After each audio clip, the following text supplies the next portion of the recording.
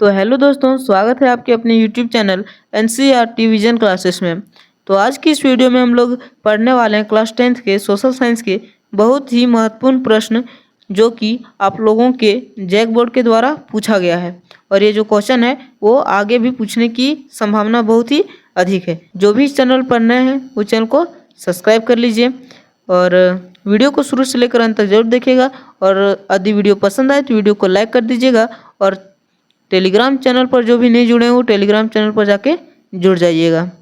तो आप लोग यहाँ देख सकते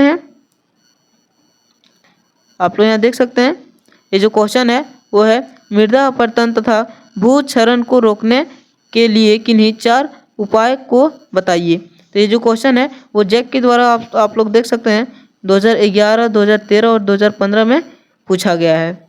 चूँकि ये जैक के द्वारा पूछा गया है तो आगे भी संभावना 90% है कि ये क्वेश्चन पूछा जाएगा। ठीक है, और ये जो क्वेश्चन है वो 5 मार्क्स में आता है। तो आप लोग इस वीडियो को स्किप मत कीजिएगा, ये वीडियो को शुरू से लेकर अंत तक जरूर देखिएगा। ठीक है, तो चलिए क्वेश्चन को देखते हैं। तो आप लोग यहाँ देख सकते हैं कि क्वेश्चन क्या है। क्वेश्चन है मृदा अपरदन अथवा भूक्षरण को रोकने के लिए किन्हीं 4 उपायों को बताइए। तो ये हो गया हम लोगों का क्वेश्चन। तो चलिए 4 उपाय कौन कौन से हैं उसको लिखते हैं। तो सबसे पहले इसको कैसे लिखते हैं वो देखिए सबसे पहले ये जो क्वेश्चन है उसी को घुमाइए। तो चलिए सबसे पहले लिखते हैं।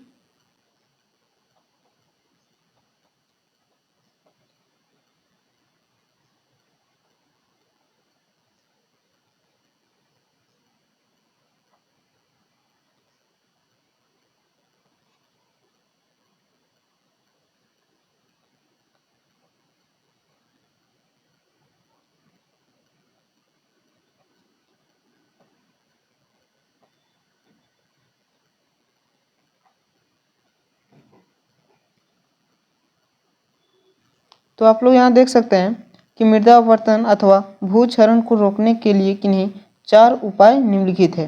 तो देखिए मृदा अपरदन अथवा भूक्षरण जो होता है उसको रोकने के लिए 4 उपाय बताना है। तो हम लोग सबसे पहले इसको लिख लें इस तरह से। तो चलिए पॉइंट बाय पॉइंट करके हम लोग समझते हैं। तो पहला पॉइंट क्या हो जाएगा, देखिए पहला पॉइंट हो जाएगा वन लगाना।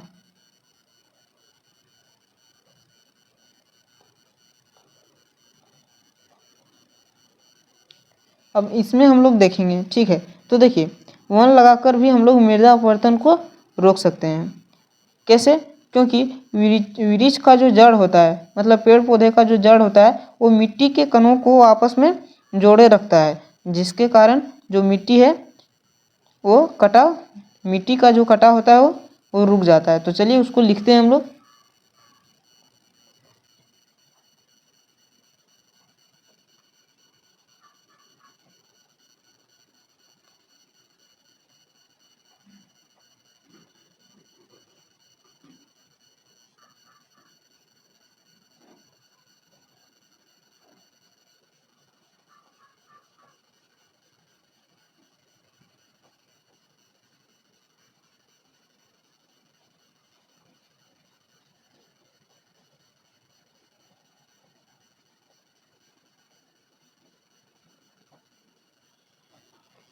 तो देखिए पहला पॉइंट हो जाएगा वन लगाना।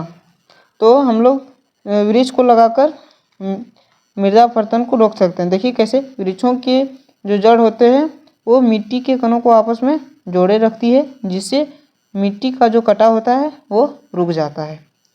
ठीक है, तो ये हो गया पहला पॉइंट। अब हम लोग देखते हैं दूसरा पॉइंट।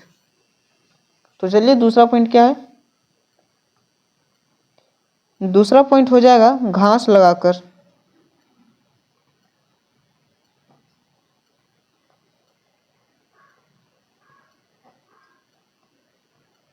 ठीक है, घास लगाकर भी हम लोग मृदा अपरदन को रोक सकते हैं। तो कैसे, देखिए घास की जो जड़ें होती है वो भी मिट्टी के कणों को आपस में बांधे रखती है, तथा वह जो बह जाने से, मतलब मिट्टी जो है वो बहने से उसको भी रोकता है। तो चलिए लिखते हैं।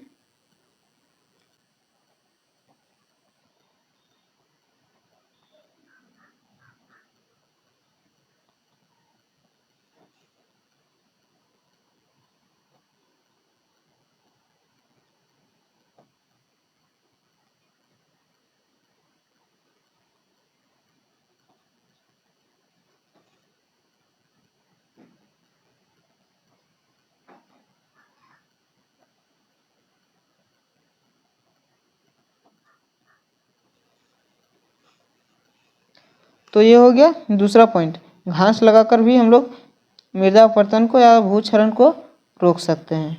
ठीक है, देखिए कैसे। तो घास की जो जड़ होती है वो मिट्टी के कणों को जकेड़े रखती है। ठीक है, और जो मिट्टी के कण हैं वो बह जाने से रोकती है। तो ये दोनों सेम पॉइंट ही लग रहा है, लेकिन ये वन लगाकर हम लोग रोक सकते हैं, तो ये इसमें घास लगाकर। ठीक है, तो अब हम लोग देखते हैं तीसरा पॉइंट देखते हैं। तो चलिए चौथा पॉइंट देखते हैं, सॉरी तीसरा पॉइंट देखते हैं। तीसरा पॉइंट क्या बोल रहा है, देखिए। तीसरा पॉइंट है सीढ़ी नुमा खेत बनाकर।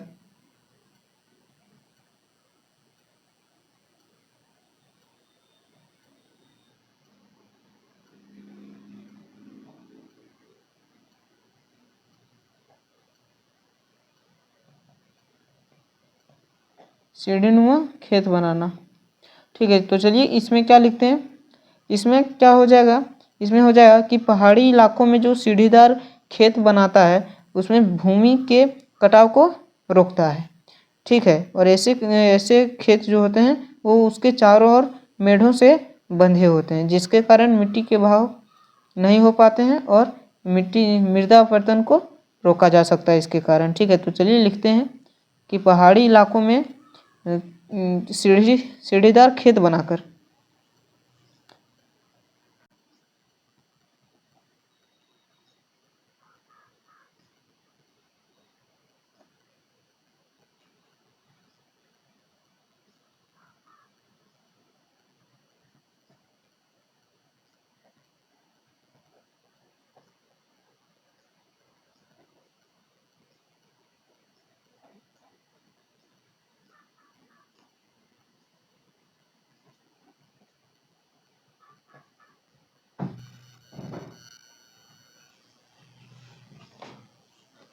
तो ये हो गया तीसरा पॉइंट, सीढ़ीनुमा खेत बनाना। पहाड़ी ढलानों पर, पहाड़ी इलाकों पर सीढ़ीदार खेत बनाकर भूमि के कटाव को रोका जा सकता है।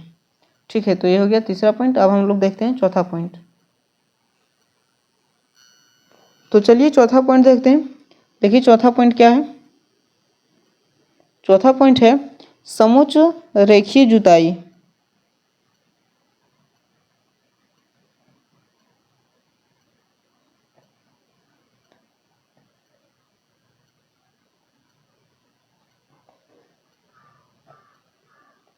समुच्च जुताई। ठीक है, समुच्च रेखीय जुताई अगर हम लोग करते हैं तो उसमें भी मिट्टी के बहाव को कम कर देता है, मतलब भूमि के जो कटाव होता है उसको कम कर देता है। ठीक है, तो चलिए इसको लिखते हैं।